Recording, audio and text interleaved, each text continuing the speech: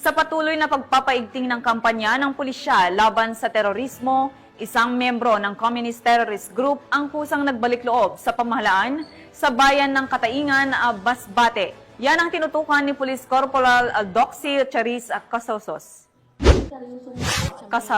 Communist Terrorist Group sa himpilan ng Kataingan Municipal Police Station sa Barangay Istampar, Kataingan, Masbate, nito ika-17 ng Hunyo, taong kasalukuyan.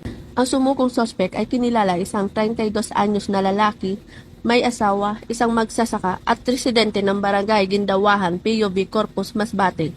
Ang individual ay kinilala bilang isang medical staff member ng SRC-4 BRPC sa ilalim ni Dindo Monsanto aka Buddy Rowie Bokbok, ang dating kalihim ng BRPC.